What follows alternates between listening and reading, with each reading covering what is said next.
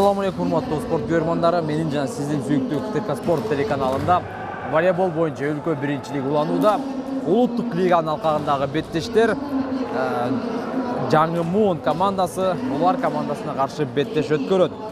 2020-жылкы сезон биринчи тур Ош жергесинде өтүүдө жана биринчи турдун алкагында улуттук лиганын ичиндеги 8 команда бири-бири менен беттеш өткөрөт. Анда эмесе биринчи турдун алкагындагы үчүнчү оюн өткөрөт Жаңы Муун жана улар командалары. Бул беттешти көрүү үчүн барыңыздарды экранга жакыныраак чакырабыз. Азыр Ысык-Көл облусунан келген Жаңы Муун жана Бишкектин улар командасы өтө бир кызыктуу беттеш өткөрөт деген чоң үмүтүбүз бар.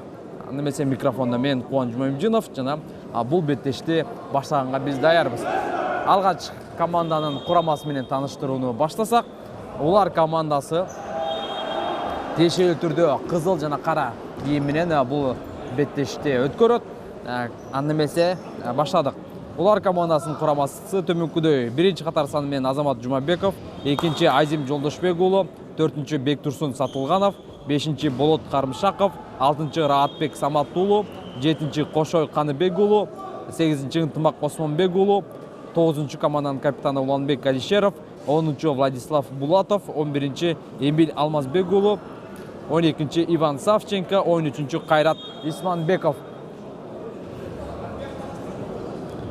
Улар командасынын бүгүнкү күндөгү атаандашы Жаңы Муун болсо, бул беттешке төмөнкүдөй курам менен келген. Экинчи Телек Бакашов, үчүнчү Самат Догожиев, төртүнчү Дамир Газинур уулу, бешинчи Эрнис Элчибек уулу, алтынчы Жоогазын Рафкат уулу, сегизинчи Алмаз Ирискулов, тогузунчу Иван Гусев, 10-чу Эрмек Сейитбек уулу, 11-чи Юрий Денисов, 12-чи Георгий Мамедов, 16-чы Кутман Шамурза уулу. Команданын башкы машыктыруучусу Самат Догочиев.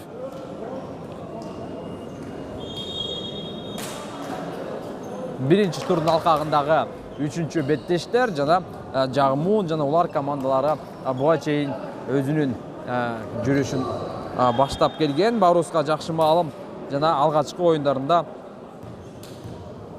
Жаңы Муун дагы улар дагы азырынча бул мелдештин башталышында мыкты оюндарды алып көрсөтө элек азырынча.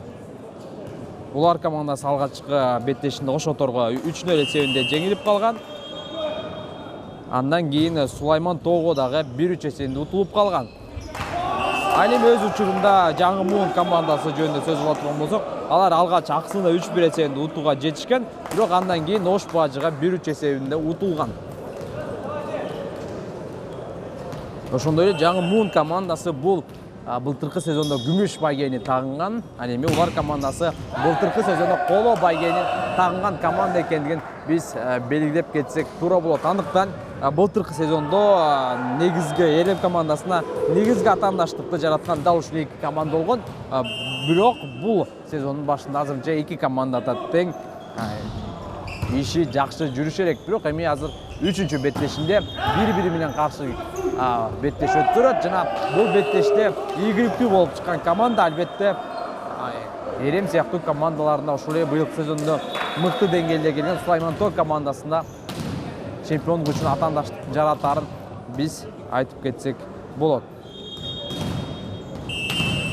Топтук оюнга азыр Жаңы Муун командасынын волейболчусу киргизет. Жана бул жерде чабуул дал ушул улар командасынын оюнчусу Кошой Каныбек уулунун аткаруусунда.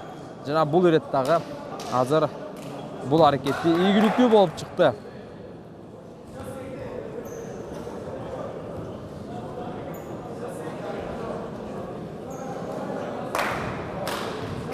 Эсеп азыр 2-2.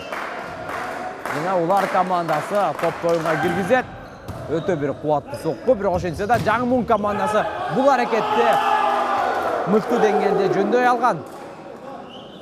Бирок өз учурунда Дамир Газинур уулу жана Георгий Мамедов бири-бирин мыкты деңгээлде түшүнүшө алышкан эмес. Анын жыйынтыгында улар командасы азыр 3-2 эсеби менен алдыга чыгууда.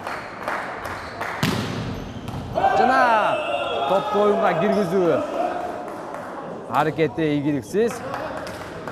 себеби дегенде узатылган топ аянттын сырткы бөлүгүнөн орун алган. Эсеп саны кайрадан теңелди 3-3.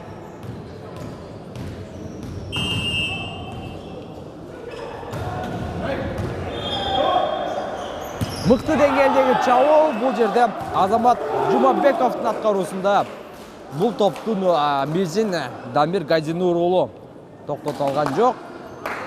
Дамир Газинур уулу Кыргызстан курама командасынын өкүлү экенин дагы бир рет маалымат ретинде айтып кетсек болот.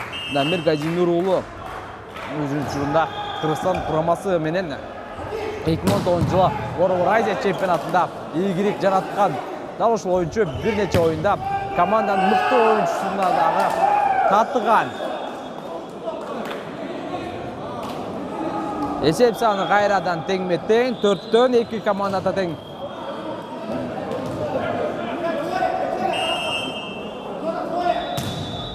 Эрмек Сейитбек уулу мыкты деңгээлде.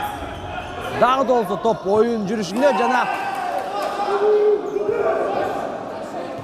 Жаңы Мун командасы азыр бул беттешин жүрүшүндө алдыга озуп чыгууда. 5-4. Эрмек Сейитбек уулу дагы да болсо топ оюнга киргизүү аракетин улантат.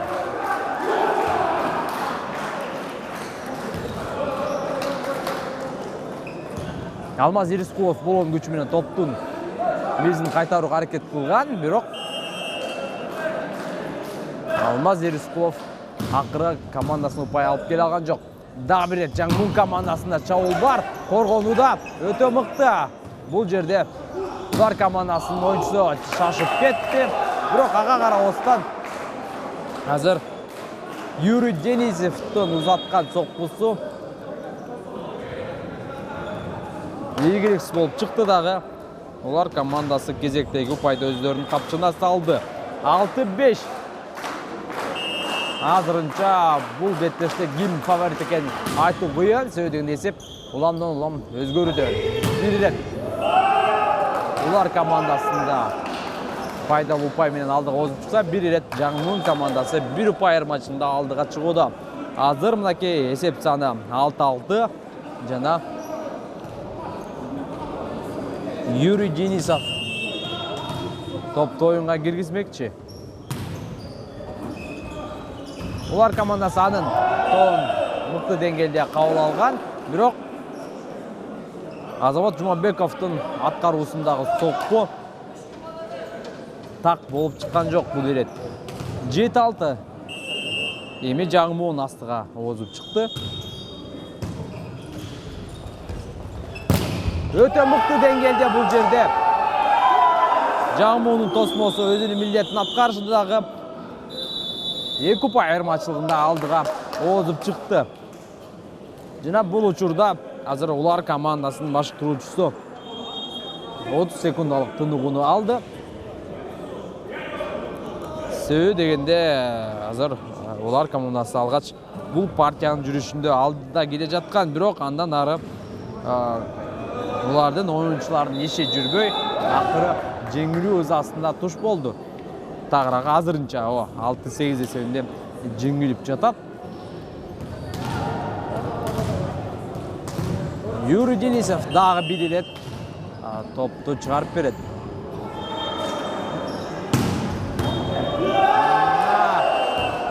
Улардын оюнчусу тагыраагы либеросу Азим Жолдошбек уулу топтун багытын жөндөй алган жок. Жаңмун ортодогу айырмачылыкты өстүрүп бара жатат дагы да болсо. Эми гана мыкты мүмкүнчүлүк, бирок дагы да болсо азыр топтун өзүнүн карамагында сактап калганы менен дал ушул өзү Юрий Денисов экинчи сызыктан чабуулга барган, бирок ийгиликсиз.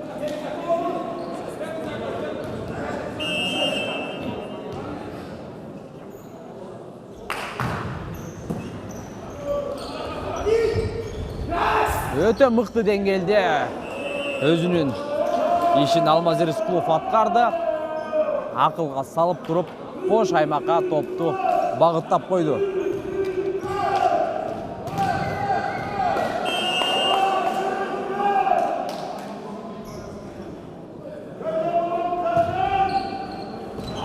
бул жерде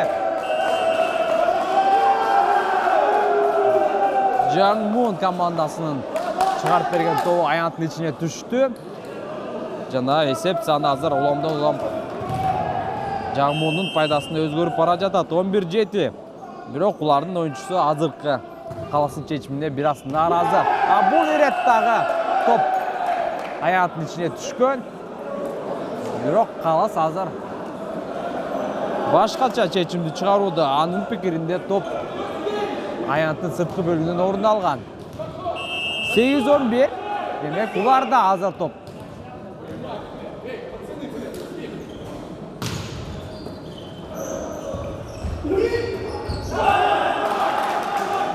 Бул ирет катага Алмаз Рыскулов жол берди. Мыкты деңгээлде чыгарып берген пасты өз деңгээлинде сокку менен жыйынтыктай алган жок.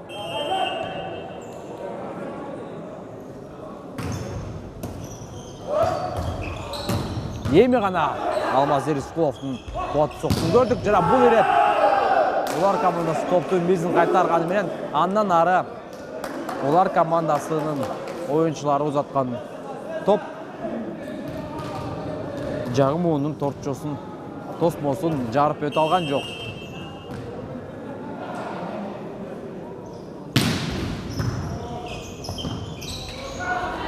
Чабуулга барат жана өз ишин тосмо мыкты деңгээлде аткарганы менен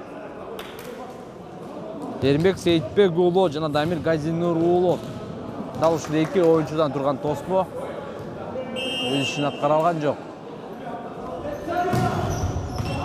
Өтө бир керемет узатылган сокку, бирок топ аянттын ичинен орун алган эмес. Анын жыйынтыгында упай Жаңмуунда 13-10 биринчи партиянын жүрүшүндө Жаңмуун командасы азырынча утуп жаткан учуру. Мыкты деңгээлдеги чабуул Уланбек Алишеров атаандаштарында эч кандай мүмкүнчүлүк калтырган жок бул топтун бизин кайтарууга.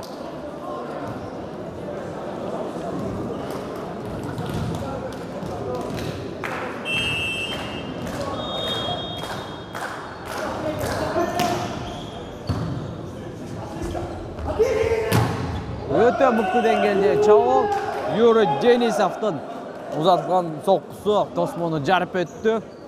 Жана эсеп кайрадан Жаңмуунун пайдасына өзгөрүүдө.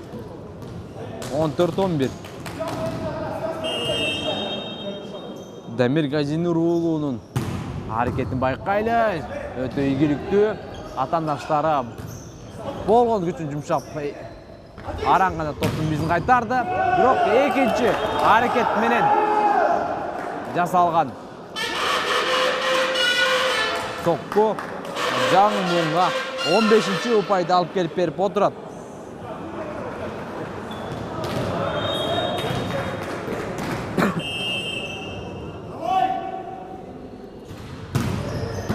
Кайрадан Амир Газинур уулунун өтө бир кооптуу соккусу.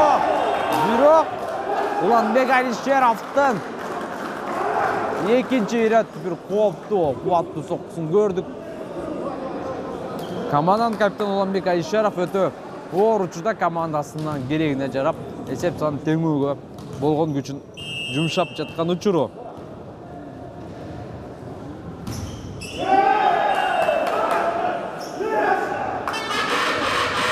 Кошой Каныбек уулу топту оюнга киргизүүдө катага жол берди дагы. Ал менен кошо атаандашына бир упай белекке берди. Жаңмуун командасы 16-12 эсебинде алдыда келе жаткан учуру. Дагы да болсо ошол эле Уланбек Алишеров кубаттуу соккуну узатууга жетишти. Өтө керемет. Эми кубаттуу чабуулга барганды мыкты билген Уланбек Алишеров кандай деңгээлде топту чыгарып берет жогу биргеликте байкайлы. Анын тобун өз учурунда атаандаштары мыкты деңгээлде жөндөй алды. Андан ары эсеп санын дагы да болсо өстүрүүгө өзүнүн пайдасына Юрий Денисов кезектүү упайды алып келип берди командасы үчүн.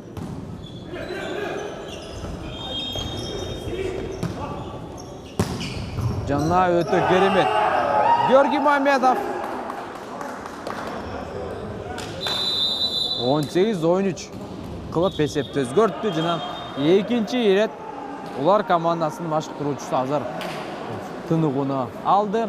Баарыбызга маалымат иретинде айтып кетсек, ар бир башкаруучу ар бир партиянын жүрүшүндө 2 ирет тайм-аут алууга укугу бар. Жана азырынча улар командасы экинчи мүмкүнчүлүгүн тең пайдаланып койду.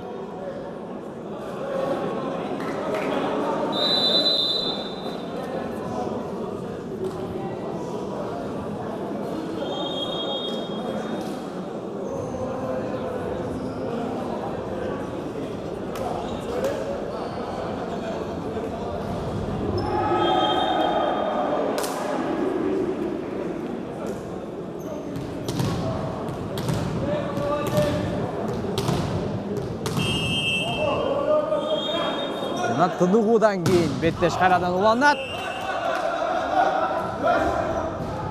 Юрий Денисовду топто оюнга киргизүү аракети ийгиликсиз.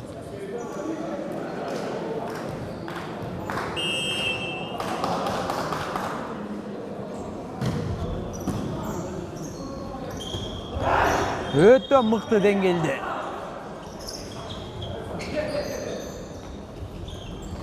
Чабуулду улантууда, дагы да болсо топ оюнда. Бул жүрүштө кими кайсы команда ийгиликтүүрөөк болот, жогу биргеликте байкайт. Улар командасы дагы да болсо эсеп санын кыскартуу менен алек 15-18.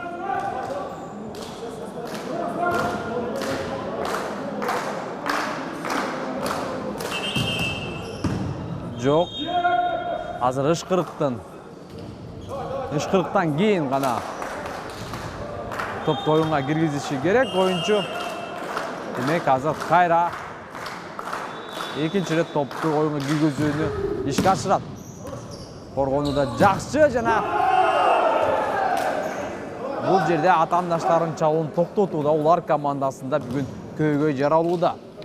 Улар командасынын тосмосу дагы азыр өз ишин аткара албай жатат. Андан ары атаандашын чабуулун токтото турган коргонуу бөлүгүндө оюнчулар дагы өзүнүн мыкты жагынан азырынча өздөрүн көрсөтө элек. Бирок чабуулда улар командасы мыктылаган далилдеп келүүдө. Ошол эле Уланбек Айылшеров экинчи сызыктан чуркап келип мыкты сокку узатууга жетишти.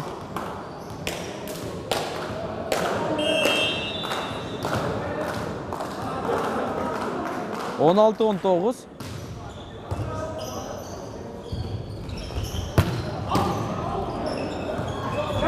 Дагы да болсо топ оюнда.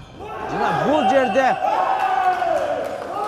Ишкөл облусунан келген Жаңмун командасы ийгиликтүү болуп чыкты бул жерден.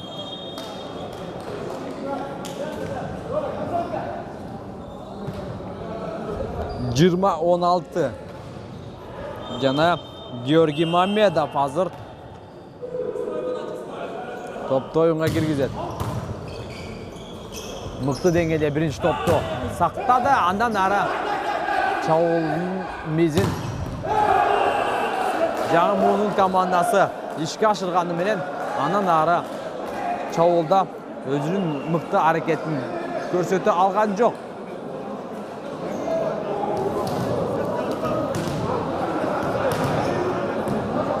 Он 17-20.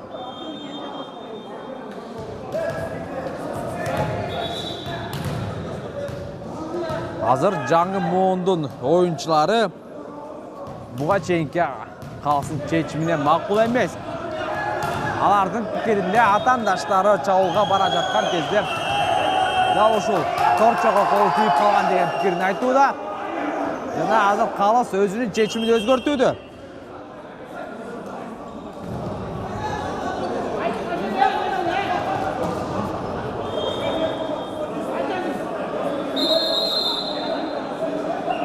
Азыр эми оюнчулар бири-бири менен талашууда. Калыс азыр өзүнүн чечимин өзгөрткөндөн кийин талашты жаратып койду. Жана упай акыры Жаңмун командасына берди. жана 21-17 Жаңымун командасы дагы да болсо алдыда. Жана азыр Жаңымун командасы дагы кезекте упайда алып коюуга жакын барган, бирок коргонууда өзүнүн мыкты аракеттерин көрсөтө алды улар командасы. Бирок буга чейин ар бир чабуулу упай менен жыйынтыктап келе жаткан Уланбек Алишеровдун бул ирет соккусу ийгиликсиз болуп чыкты. Анын жыйынтыгында Жаңымун 22 упайды өзүнүн капчыгына салды. Жана уламдан улам биринчи партиянын жүрүшүндө жеңишке жакындап келе жатканын биз байкасак болот.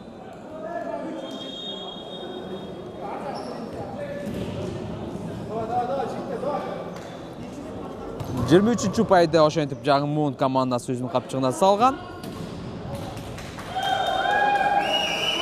Ал учурда алмашуу бар. Булар командасында Иван Савченконун ордуна Кайрат Исманбеков оюн талкасына чыкты.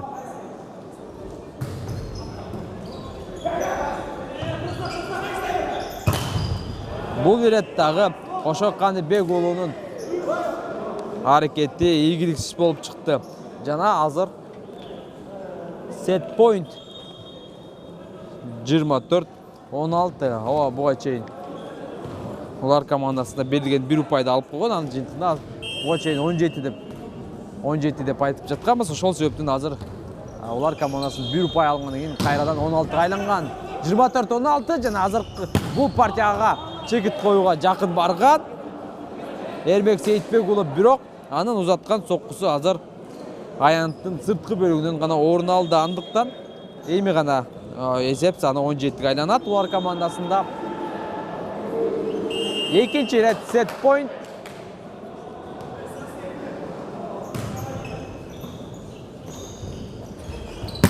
Жана бул ирет соккуну Алмаз Эрискулов аткарды жана биринчи партияга ошентип чекит койду. 25-17 Жаңымун командасынын пайдасында. Эми бир нече мүнөттөн кийин биз экинчи партияны дагы көрмөкчүбүз. Азыр оюнчуларга тынык үчүн бир нече мүнөт берилет. Жана бул мүнөт ичинде командалар өздөрүнүн демин кайрадан калыбына келтирип, андан ары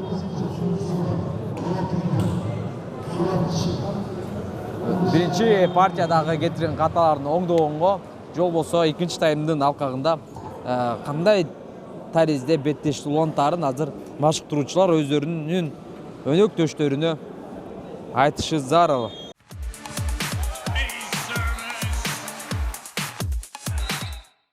Экинчи бөлүк башталышына бардыгы даяр. Оюнчулар оюн таласында. Жана калыстар дагы азыр даяр деген ойдобуз. Жана көрүүчүлөр болсо дал ушул Ош шаарында жайгашкан балдардын жана өспүрүмдөрдүн спорт мектебиндеги жайгашкан спорт залда жык толгон. Буга чейинки жергиликтүү командалардын оюнунда мындан дагы көп болгон көрөрмандар. Ошол эле Эрем командасы менен Ош Бажы ойногон учурда, Ош Отор командасы ойногон учурда бул залдын ичинде бут коерго жер дагы жок болуп калган. Азыр болсо көрөрмандардын саны аз деп айта албайбыз, көп, бирок ошол учурда буга чейинки беттештерге караганда азыраак. Экинчи партиянын алкагындагы биринчи упайды улар командасы өзүнүн пайдасына жазды. Бирок кийинки эле аракетте эсеп санын Жаңымундун оюнчусу теңөөгө жетишти. Эми Георгий Мамедов топту оюнга киргизмекчи.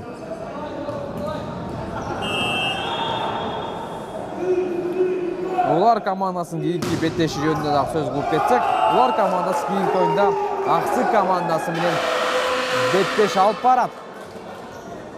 Жаңымун азыр 2-1 эсеп менен алдыда келе жатат. Экинчи партиянын жүрүшүндө. Ышкырыктардын сурнайларын үнүн угудабыз. Демек, бул беттеште дагы көрөрмандардын саны көп дегенди билдиребиз. Жана көрөрмандардын коштоосу бул беттеште дагы мыкты деңгээлде экенин көрүп жатабыз. Жагымун командасы азыр эйс жасаганга жетишти. Тагырагы Георгий Мамедовдун аткаруусундагы топту оюнга киргизүүсү дароо эле командасына 1 упай алып келип берди. Дагы да болсо топ оюн жүрүшүндө жана Тосмо бул жерде өз ишин мыкты деңгээлде аткарды.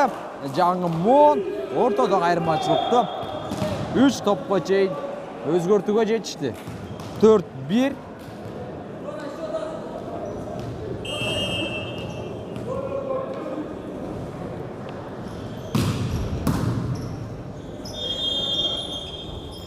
Улар командасынын чабуулу болду деп айта албайбыз, бирок ошол эле учурда өтө бир кубаттуу соккуну жасаган Жагымундун оюнчусу Георгий Мамедовдун узатылган соккусу аянттын ичинен орун алган жок. 2-4. Улар командасы топ менен топту кабыл алууда бир аз ишенимсизирээк ойноду. Бирок ошентсе дагы чабуул жасаганга мүмкүнчүлүктү өз үчүнө пайдаланып кетти. Дагы да болсо Юрий Денисовдун экинчи сызыктан чуркалып келип пайп соккусун узатканга жетишти жана бул менен ал командасына 5-упайды алып келди. 5-2. Жагымун экинчи партиянын жүрүшүндө дагы атаандаштарына караганда күчтүү экендигин далилдеп жаткан учуру.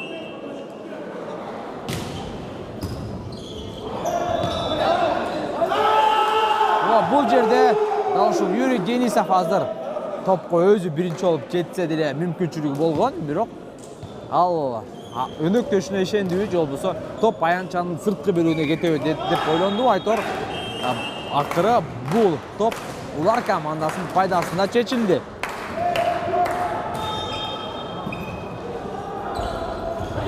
Мыкты деңгээлде чыгарып берүүнү Георгий Мамедов жасады. Анын жыйынтыгында өнөктөшү чабуулга барган. Чабуулдун мезин кайтаруу үчүн Тосмо курулган улар командасында, бирок дал ушул Тосмого тийген топ андан нары аянтты таштап кеткен. Демек 6-3 эсеп. Чабуулга барган жана бул иреттагы Иван Савченконун чыгарып берүүсүнөн кийин Уланбек Айшеров командасына 1 упай алып келип берип эсеп санын кыскартканга жетишти. 4-6.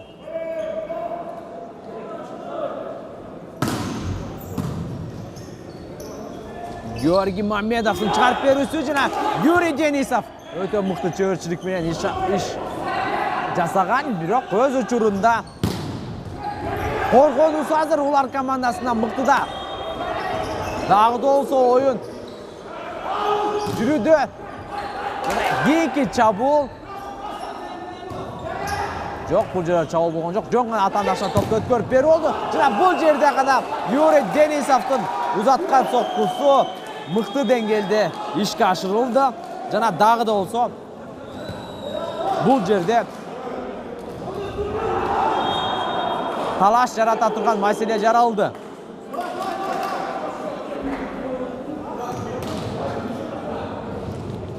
Иван Савченко азыр калыс менен бир аз сүйлөшүп алды. Сөбө дегенде ал жерден дагы калыс өзүнүн уларга берген упайын алмаштырып кое жаздаган. Жагымундун оюнчусу Эрмек Сейитбек уулу командасын дагы бир ирет алдыга сүрөдү. Жана азыр эсеп 7-5. Дагы да болсо ортодогу 2 упай айырмачылыкты Жагымун командасы сактоодо.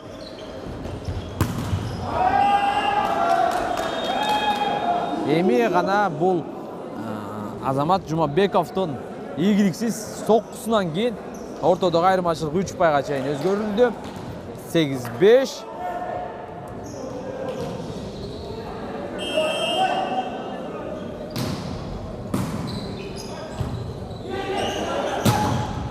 Бул жерде Иван Савченко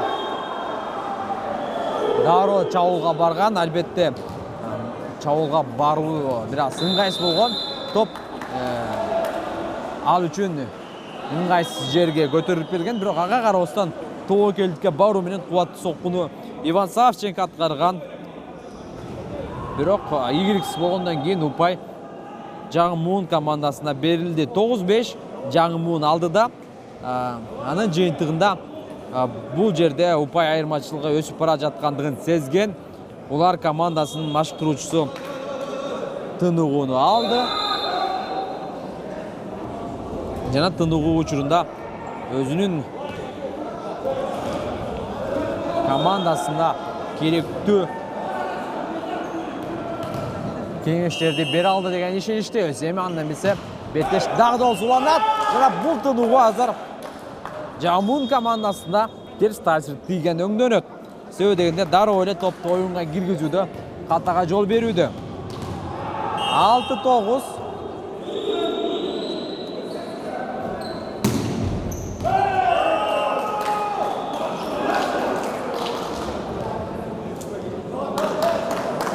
Владислав Булатовдун топту оюнга киргизүүсү ийгиликсиз болуп чыкты.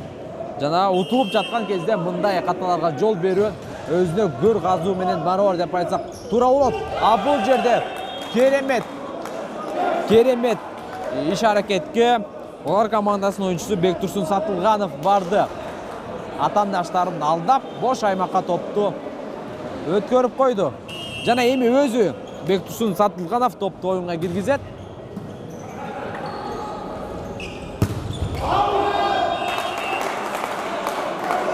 Алмаз Ерискуловдун узатылган соккусу таңбай болгон жок. Жана эсеп саны уламдан улам кыскарып келүүдө. Улар командасы азыр 8-10 эсебинде жеңилип жатат, бирок топ аларда. Жанак Азамат. Бул жерде улар командасынын оюнчусу Иван Савченконун тоспосу мыкты болуп чыкты. Жана ортодогу айырмачылык 1 упайга чейин кыскарды. 9-10.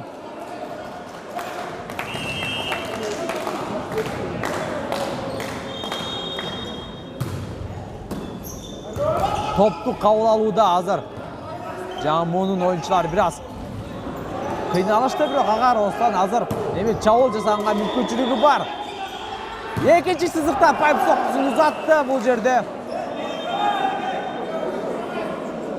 Команданын капитаны Уланбек Алишеров, бирок анын соккусуна тактык жетишкен жок. Андыктан кайрадан Жаңы Муун командасы 2 упай айырмасы менен алдыга озуп чыкты. 11-9. Азамат бул жерде Иван Савченко бир аз акылга калчап иш кылып алдап өтүүнү туура көргөн тосмону. Анын акыры бул аракети улар командасына пайдалуу жыйынтыкталды. 10-11 эсеп.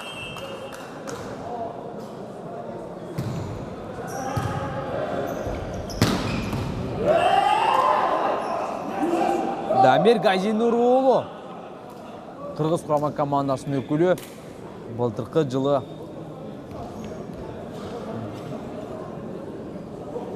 Борбор Азия чемпионатында волейбол боюнча Кыргызстан курама командасы менен биргеликте алтын байгени жеңип алган.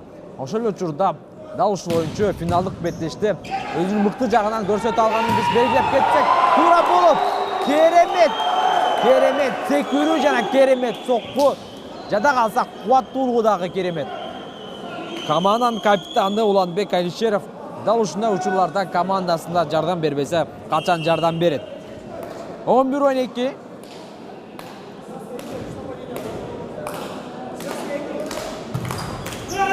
Жана караңыздарчы. Команданын капитаны командасын алдыга сүрөп жатса, анын өнөктөшү Азамат Жумабеков болгон жерде жөнөкөй жерде топту атаандаштарына берип койду. Жана кайрадан эле 2 упай айырмачылыгы менен Жаңы Муун астында келе жатат. Жана азыр Жаңы Муун командасында чабуул жасаган мүмкүнчүлүгү бар. Коргонууда мыкты. Дагы да болсо топ оюнда. Улар командасы бул топ үчүн аягына чейин күрөш жүргүзүүдө. Жаңы Муунун чабуун көрөбүз жана Дамир Газинур уулу өтө бир керемет соккуну жасады. Жана дал ушул Дамир Газинур уулунун алып келген упайы үчүн көймандар сүйүнүп Сурнайдын үнү дагы дал ушул Упайдын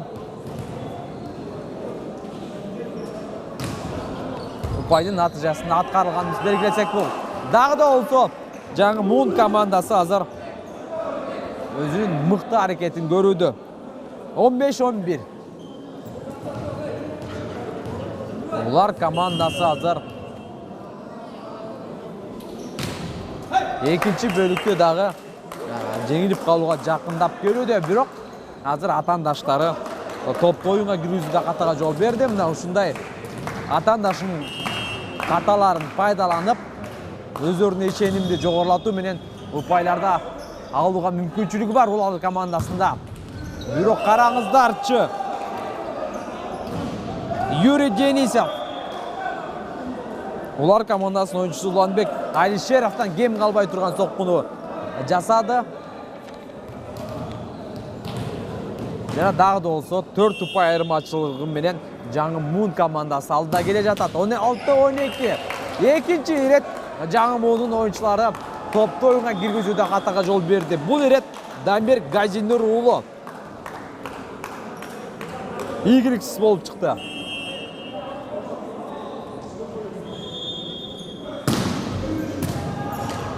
Юрий Денисов топты тоскон, андан ары Георгий Мамедов топты өйнөк көчүнөн чыгарып берген. Өз учурунда Эрбек Сейитбек уулу бул аракетти упай менен жыйынтыктады.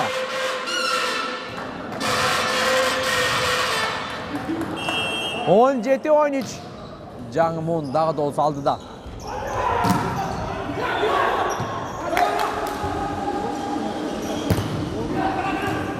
Жаңы Мун командасы экинчи теп менен чабуул жасаганга мүмкүнчүлүгү бар. Жана кайрадан эле Юрий Денисов бул жерде ийгиликтүү болуп чыкты дагы. Анын жыйынтыгында командасына кезектеги упайды алып келип берүүдө. Бул жерде дал ушул жаңы Мунун көрманы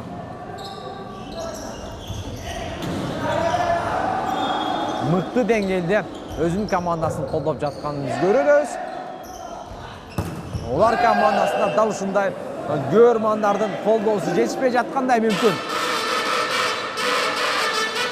Өзүңүздөр байкоодоңуздар, жаңы Мун упай алган сайын дал ушундай үндөр дал ушул жаңы Мун командасынын үчүн жаңырып жатат.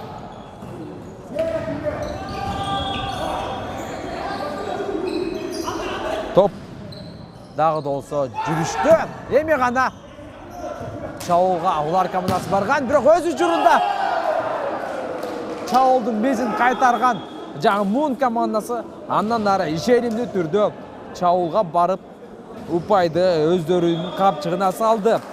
20-13.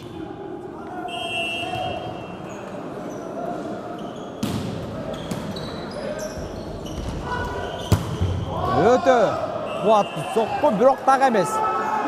Азамат Жумабековдун аткаруусунда.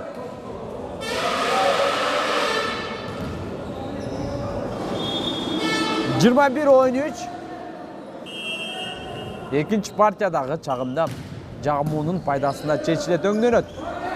Иван Савченко бул жерде бир аз акыл калчап аракетке барган жана анын бул аракети командасында упайды алып келип берди. Бирок бул упай албетте командасына азырынча жардам бербейт. Себеби дегенде ортодогу айырмачылык 7 упай.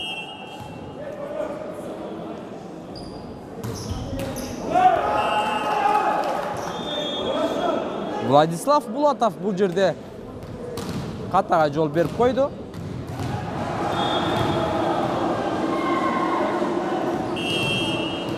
Юрий Денисов азыр Владислав Булатовго топту кандай өткөрүш керек экенин көрсөттү. Жана тосмодо дагы да болсо ийгиликсиз болуп чыгууда улар командасы.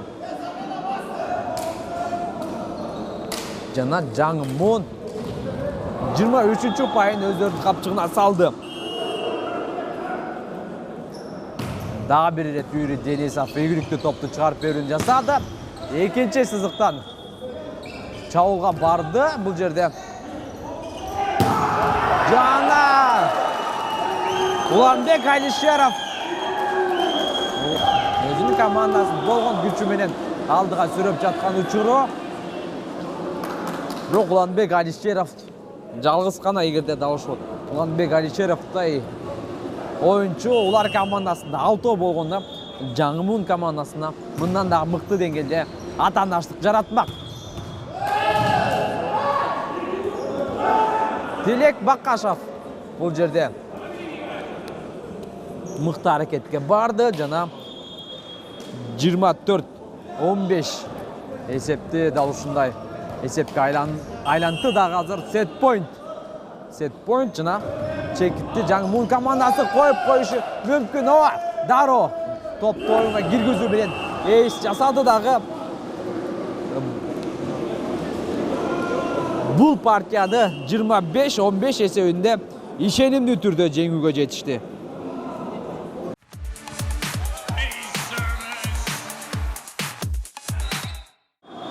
Жаңымун командасы өзүнүн лидери Оңолбек Каныбек уулу жок азыр беттеш өткөрүлдү. Эгерде Оңолбек Каныбек уулу болгондо мүмкүн беттеш мындан дагы чоң эсеп менен бүтүп калышы толук мүмкүн эле. Албетте эми Оңолбек Каныбек уулуну биз аша чаап бактап кетти деп ойлобоңуздар. Оңолбек Каныбек уулу чындыгында Кыргызстандын волейболунун өсүшүнө салым кошуп учурдагы мыкты волейболчулардын катарын толуктайт.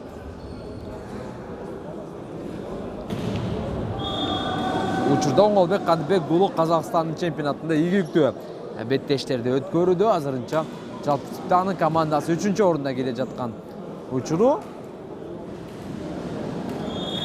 Жана Оңолбек Каныбек уулу буга чейин Казакстандан башка дагы Тайланддын чемпионатында өзүнүн мыктылыгын көрсөтүп, ийгилик жаратып келген. Эми Казакстандын биринчилигинде өзүнүн мыкты жагынан көрсөтөт деген ойдобуз. Анда эмесе 3-партия старт алды.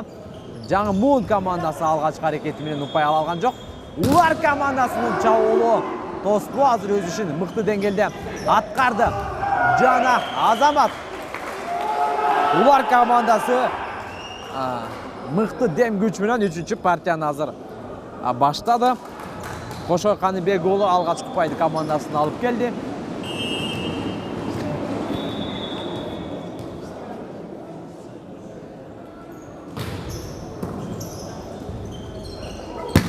Өтө керемет сокку Эрбек Сейитбек уулунун аткаруусунда. Жана мындай топту тосуу кандай гана деңгээлдик оюнчу болбосун кыйынчылыкты жарата турган иш. Георгий Мамедов азыр топту чыгарып берүүнү жасайт. Жана бул жерде Георгий Мамедов эмне кылды? Топту асманга эле учуруп жиберди көрүнөт. Жана ал менен кошо ал командасына бир упайды берди. Тагыраак атаандашына. Караңыздарчы, кандай гана сокку. Эрбек Сейитбек уулунун кубаттуу соккусу Сулаймонтол командасынын оюнчусу Сергей Дроздовго тең келе тургандай сокку экендигин биз белгилеп кетсек аша чапкан болбойбуз. Алмаз Ирискуловдун чыгарып берүүсү атаандаштары үчүн оорчулукту жаратып койду. Улар командасы 3-бөлүктү мыкты деңгээлде баштаганы менен бара-бара Жаңымун кайрадан бул партияда дагы өзүнүн үстөмдүгүн көрсөтүп баштады. Алмаз Ирискулов топту чыгарууда катага жол берди жана анын жыйынтыгында эсеп саны 3-3 болуп теңелди. Азамат Жумабеков неченчи ирет катага жол берди. Бул ирет топту чыгарууда катага жол берген. Анын жыйынтыгында 4-3 эсебинде Жаңымун кайрадан бул партиянын жүрүшүндө алдыга озуп чыкты. Мыкты деңгээлде чабуулга барган улар командасы, бирок коргону өзүнүн ишин аткарды Жаңымундун оюнчулары. Жана Иван Савченко екінші сызықтан чуркап келіп соққы ұзатып, командасына керекті пайда алып келіп берді. Азырынша есеп 4-4.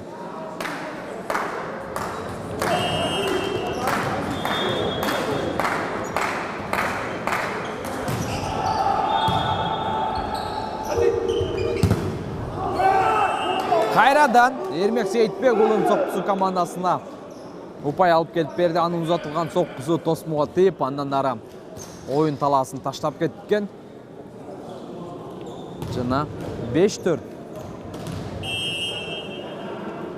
Ермек Сейітбекұлы өзі азыр топты ойынға кіргізет. Дағы да олсо.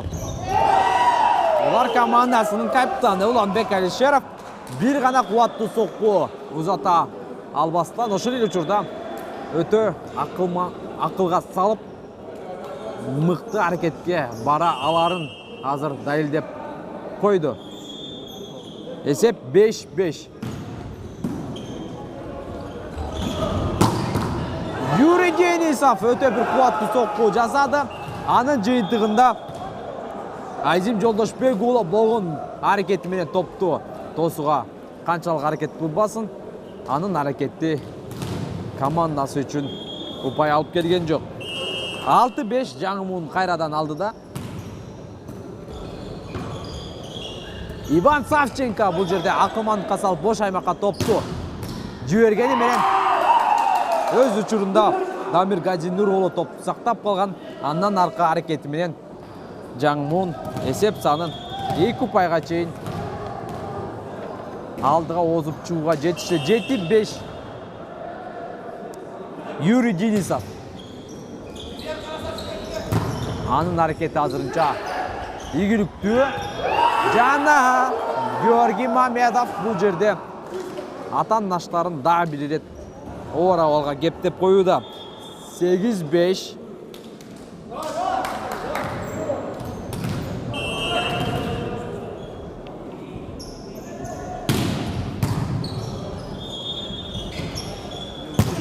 Иван Савченко өтө кубаттуу сокку узатканы менен анын узатылган соккусу аянттын ичинен орун алган эмес.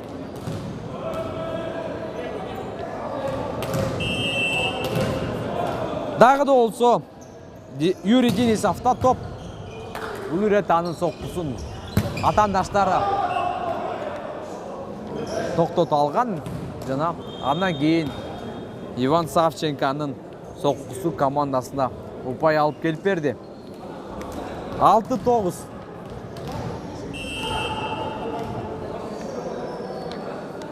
Владислав Булатов. Караңыздар, жада калса буту менен дагы бул жерде коргонууда жаңмун командасы өзүнүн мыктылыгын көрсөтүүдө. Жана караңыздарчы. Уланбек Алишеров неченчи ирет экинчи сызыктан чуркап келип пайп соккусун жасады. Жана неченчи ирет бул беттешти көрүп жаткан көрмандардын кол чабууларына арзууда.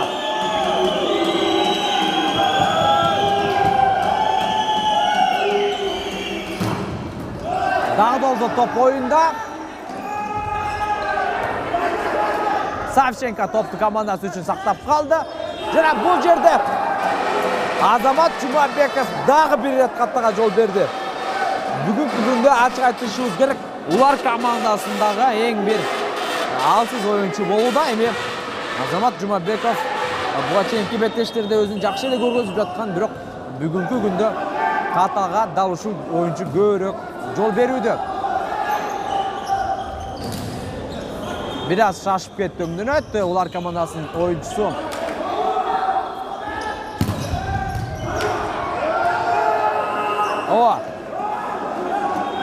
Бул жерде Иван Савченконун чабуулу ийгилексиз болуп чыкты. Жана бул оюнду көрүп жаткан көрмандардын көпчүлүгү Уланбек Алишеровдун соккусун күтүп жаткандай. Себеби дегенде барыңыздар уктуңуздар окшойт. Көрмандар пасты дал ушул Уланбек Алишеровго чыгарып берүүсүн суранууда. Анткени анын узатылган соккусу өтө бир керемет түрдө ишке ашып жатканын биз буга чейинки партияларда дагы бул 3-чү партиядан дагы көрдүк. Бирок азыр анын командасы 7-11 эсебинде утулуп жатат. Жана дал ушул учурда улардын машыктыруучусу 30 секундалык тыныгуу алды. Жана бул тыныгуудан кийин улар командасы кайрадан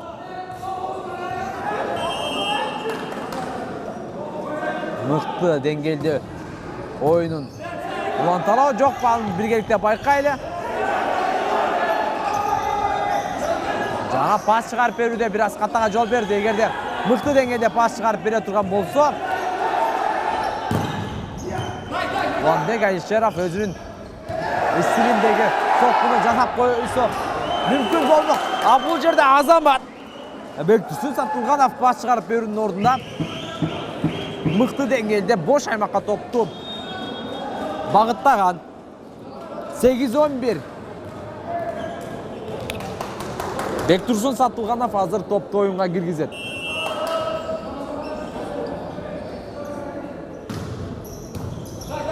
Топту кабыл алууда Юрий Денисов. Мыкты, бирок андан ары чабуулга барган Алмаз Рыскуловдун соккусу аянчанын сырткы бөлүгүнөн орун алды. 9-11 эсеп. Ортодогу айырмачылыкты 2 упайга чейин кыскарууга жетишти. Жана азыр эми Бектурсун Сатылганов иш жасап дароо эле топту оюнга киргизүү менен командасына 1 упай алып келди. Жана дал ушул учурда жаңы муунун машыктыруучусу Самат Догочиев биринчи тыныгуусун алганга мажбур. Сөйдөгүн акыркы аракеттеринде ал катары менен бир нече топту атаандаштарына берип койду жаңы муун. Азырынча жаңы муун 11-10 эсебинде алды да, бирок акыркы аракеттеринде улар командасы мыкты деңгээлде өзүнүн оюнун тапкандай. Чогуу биргеликте байкап турайлы. Улар командасы камбек жарата алабы? Буга чейин 2 партияны уттуруп койгон. Азырынча 3-чү партиянын алкагында 1 упай айырмачылыгында жеңилип жаткан учуру.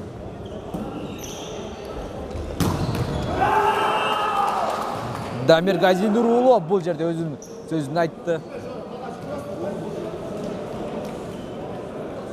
Улуттук кураманын мүчөсү.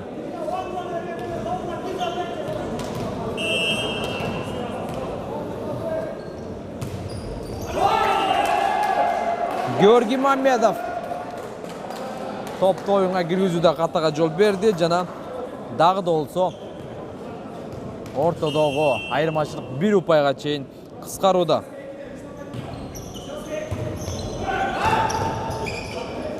Жөн гана топту азыр өткөрүп берүүнү жасады. Эми жана буга чейин Азамат Жумабеков бир нече рет ката кетиргенин биз айтканбыз. Бул ирет кичине болсо дагы өзүнүн катасын жууп баштады. Жана эсепти теңеди азыр 12-12.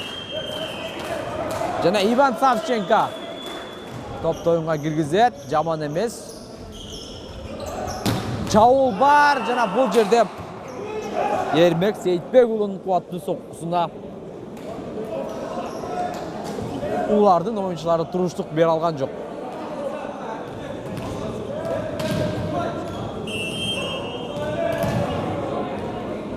Алмаз Рыскулов. Жана кайрадан Азамат Жумабеков буга чейин эсеп санын теңеп ийгиликтүү болгон болсо, бул ирет Азамат Жумабековдун соккусу ортодогу тосмого тийип, андан нары улар командасынын аянтчасына топ жерге түшкөн. Мынакей Гүрмандар күткөн учур 9-чу катар сандагы оюнчу Уланбек Айшеровго пас чыгарып берүү жасалган. Жана кезектеги упайды командасына алып келип берди. 13-14.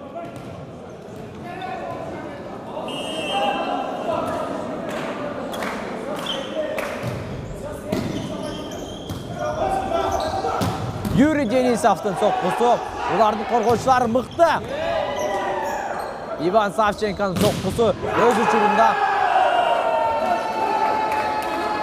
мыкты болгону менен коргонууда жаңы муундун оюнчулары кезектеги упайды тагырага 15-упайды өздөрүнүн капчыгына салды. 15-13.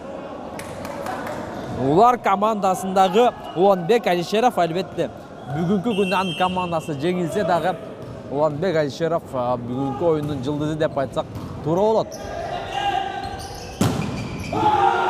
Бул жерде кезектеги упайды улардын оюнчулары өздөрүнүн капчыгына салды.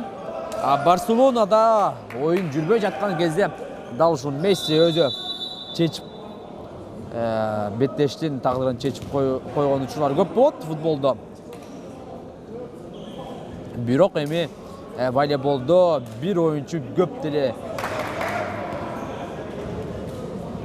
беттештин тагдырын чечип кое албарын биз бүгүнкү оюнда көрүбүз.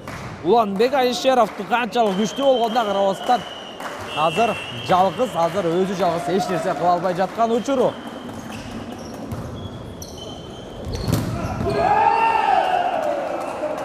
Телек Бакашев кезектеги упайды командасына алып келип берди. Жана дагы да болсо жаңы муун өзүнүн каршылашын жакындатпай алдыда 2 упай айырмачылыгы менен келе жаткан учур. 16-14.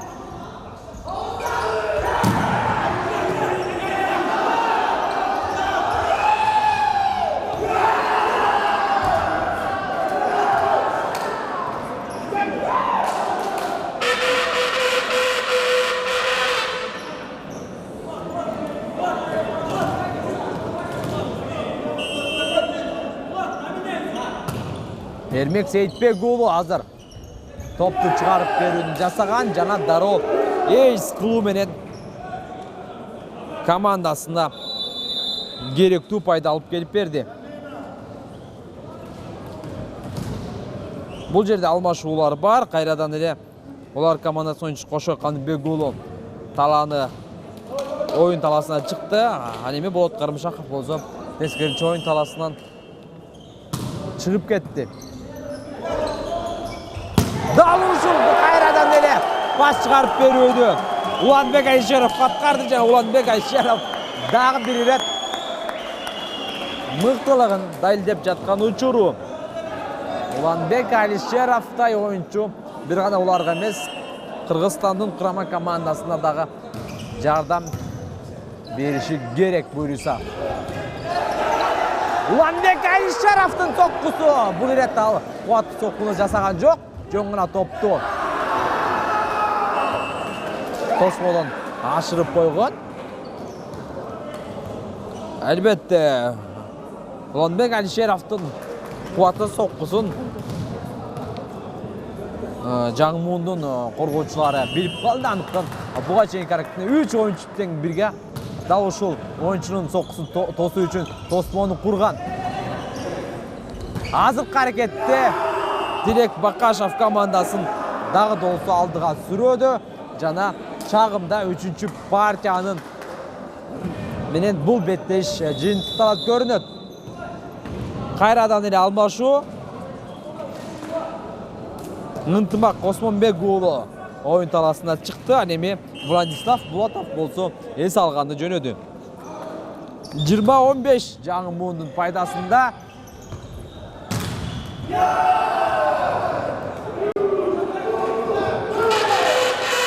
Ачыгын айтыш керек, бүгүн Уланбек Алишеровдон башка оюнчулардын чагуулуунун жарымдан көбү ийгиликсиз болуп чыгууда. Бир гана Уланбек Алишеровдун чагуулдарынын көпчүлүк бөлүгү өзүнүн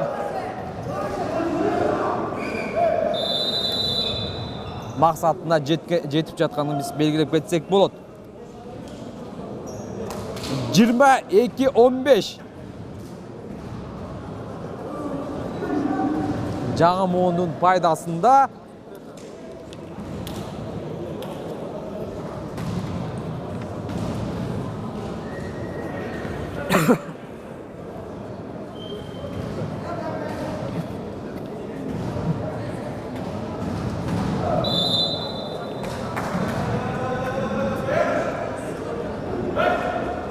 Көрмандар акырындап үйлөрүнө жөнөп баштады. себеби дегенде бул беттештин тагдыры чечилип калганын сезишүүдө. Ооба, жеңиш үчүн азыр жаңы Мун командасына болгон 3 упай керек. Жана топту оюнга Юрий Денисов киргизүүдө. Улар командасы азыр чабуул жасаган мүмкүнчүлүк болгон жок. Азыр экинчи аракет менен чабуулга жасаганга барды улар командасы. Бектурсун Сатылганов бул жерде өнөктөштөрүнө топ чыгарып бербесен дароо эле бош калган аймакка топту узаткан. 16-22.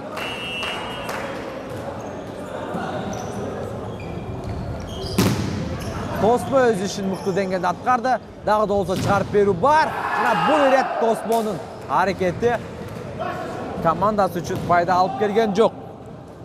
Тескеринче Тосмого тийген топ андан наркы оюн таласын сырткы бөлүгүнөн орун алды. 23-16. Тилек Бакашев.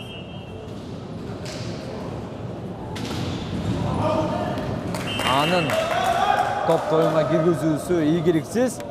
Тагырага узатылган соккусу оюн таласынын сырткы бөлүгүнөн орун алды. 17-23.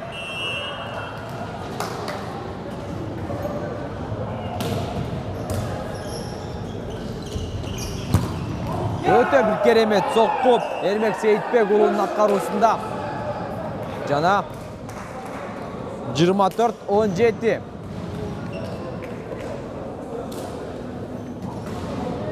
Match point.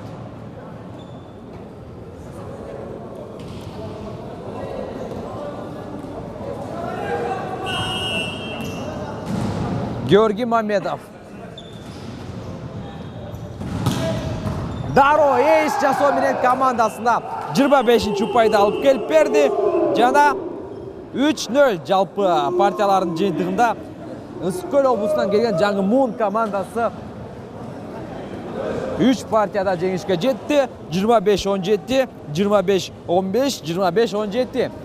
Жана бул партиядагы эсептерди карап биз толук түрдө айтышыбыз керек. Жаңы Мун командасы бул беттешти ишенимдүү жеңди.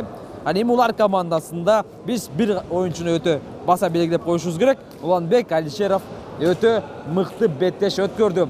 Көрмандардын купулуна толду деп айтсак болот. Дал ушул беттешти сиздерге жакты деген ойдобуз. Өтө керемет соккулар, керемет учуулар болду. Жана бул беттеште байнамачылык милдетти мен Кубан Жумамединов аткардым. Анда эмесе кийинки беттештерде жолугушканча, угушканча аман туруңуздар.